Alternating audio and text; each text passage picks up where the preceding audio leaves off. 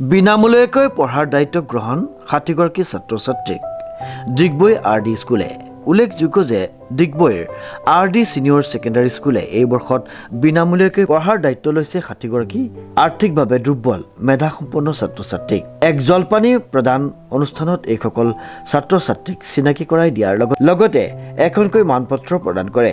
স্কুলখনৰ উপাধ্যক্ষ মমী বৰঠাকুৰে, আধৰা শিক্ষাবিদ দিলীপ ভট্টাচাৰ্য, দিগন্ত দত্ত, অৱসৰপ্ৰাপ্ত আৰক্ষী বিষয়া ভদ্ৰকান্ত চহৰীয়া, RD এডুকেশ্যনেল এণ্ড স্পৰ্টছ ফাউণ্ডেশ্যনৰ ট্ৰাষ্টি সদস্য মনোজ ধানোৱাৰ, স্কুলৰ অধ্যক্ষ ডক্টৰ দিব্যজ্যোতি দে, সাংস্কৃতিক কৰ্মী নয়নমণি দত্ত, বিবেকানন্দ বিদ্যালয়ৰ বিষয় শিক্ষক প্ৰাঞ্জল বৰা, ঋতুৰাজ বৰগোহাঁইৰ লগতে বিভিন্ন সংগঠনৰ নেতৃত্ব, অভিভাৱক উপস্থিত থকা বিশেষ অনুষ্ঠানত মানপত্ৰসমূহ ছাত্ৰ ছাত্ৰীসকলক প্ৰদান কৰা হয়। উল্লেখযোগ্য যে চৰাইদেউ, ডিব্ৰুগড় আৰু তিনিচুকীয়া জিলাৰ আৰ্থিকভাৱে দুৰ্বল মেধাৱী ছাত্ৰ ছাত্ৰীক স্কুলখনে নিৰ্বাচিত কৰি এনেদৰে প্ৰতি বছৰে জলপানী প্ৰদান কৰি আহিছে।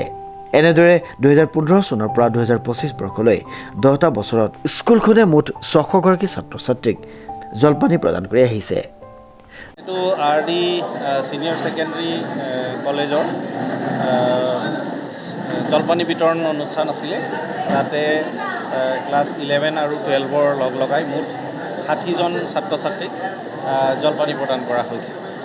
প্ৰতি বছৰে এই অনুষ্ঠানটো পতা হয় আৰু য'ত আমি কেৱল ডিগবৈ অঞ্চল বুলি নহয়, ইয়াত সমগ্ৰ তিনিচুকীয়া জিলা, ডিব্ৰুগড় জিলা, চৰাইদেউ জিলা আৰু বহুত সময়ত শিৱসাগৰ, লখিমপুৰৰ পৰাও ছাত্ৰ ছাত্ৰীসকলক, যি মেধাৱী ছাত্ৰ ছাত্ৰী কিন্তু আৰ্থিকভাৱে সবল নোহোৱাৰ কাৰণে ধৰক RDত পোনপটীয়াকৈ পঢ়াৰ সুবিধা নাপায়, তেনেধৰণৰ ছাত্ৰ ছাত্ৰীক এই জলপানীৰ জৰিয়তে এই শিক্ষা গ্ৰহণ কৰাৰ সুবিধাটো কৰি দিয়া হয়। ডিজি বৰাৰ ৰিপৰ্ট, নিউজ নাও।